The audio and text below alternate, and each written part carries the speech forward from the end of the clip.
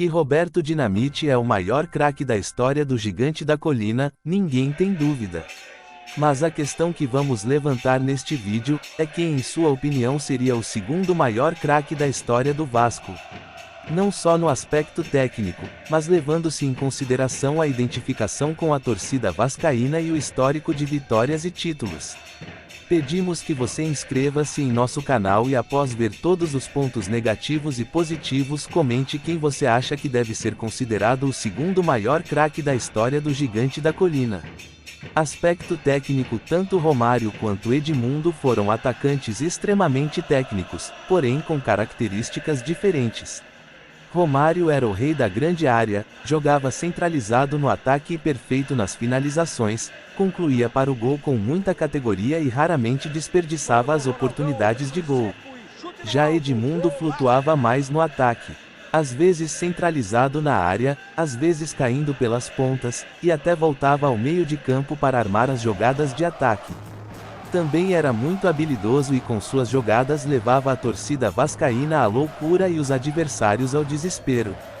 Histórico no Vascão: Romário surgiu no Olaria ainda garoto e foi levado para as divisões de base do Gigante da Colina. Subiu para os profissionais em 1985, promovido pelo técnico Antônio Lopes, e fez dupla com Dinamite, que passou a jogar mais recuado. Roberto foi um verdadeiro garçom para o baixinho.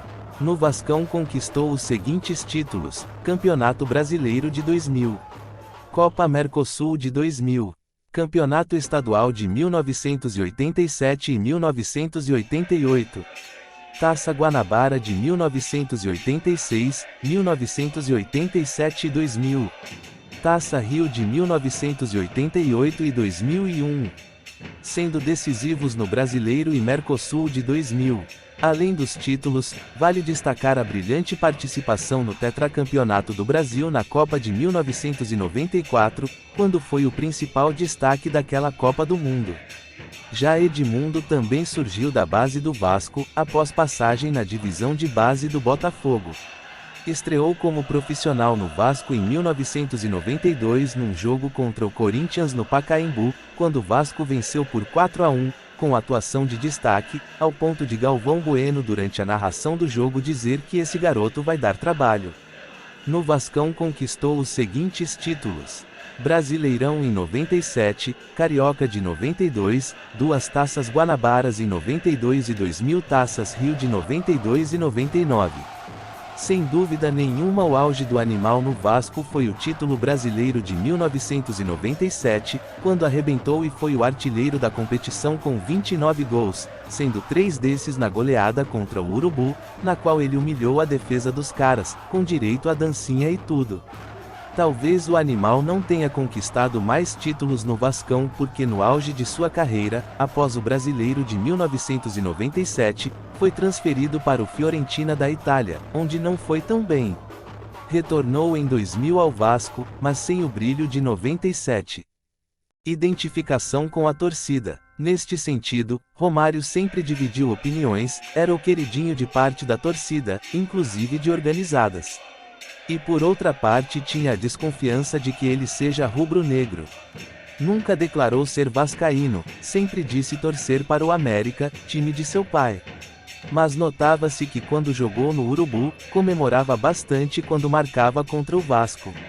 Mas quando foi ao contrário, inclusive no chocolate que demos neles em 2000, quando Romário marcou 4 gols, não comemorou em respeito à torcida dos mulambos. Esse foi um forte indício do time que ele mais se identificava. Mas o fato é que ele nos deu muitas alegrias, principalmente em 2000, quando foi decisivo na conquista da Mercosul e do Brasileiro, fazendo gols importantes em quase todos os jogos e arrebentado na final da Mercosul contra o Palmeiras. No Palestra Itália, o jogo da virada histórica.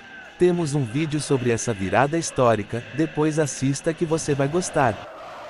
Já Edmundo sempre se declarou vascaíno e fazia questão de comemorar e provocar a torcida adversária, principalmente a mulambada.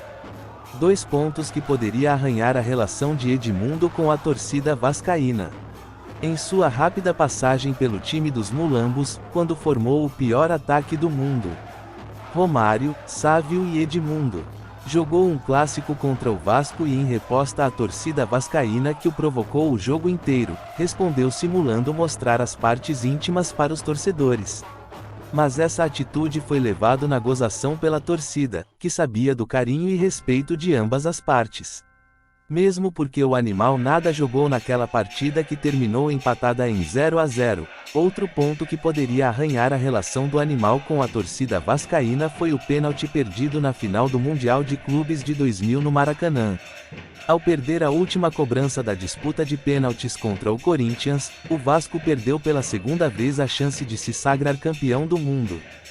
Em 1998 no Japão já havia perdido a chance contra o Real Madrid. Porém a torcida vascaína não acreditou na conta do animal essa decepção, pois levou em conta tudo que ele fez no Vasco inclusive naquele Mundial, em especial contra o poderoso Manchester United de David Beckham, que vencemos por 3-1 com um show de bola do Edmundo ao lado do próprio Romário. Depois de ver todos esses pontos positivos e negativos de cada um, quem você considera o segundo maior craque da história do Gigante? Inscreva-se em nosso canal e deixe em seu comentário. A sua opinião é muito importante para nós. Muito obrigado.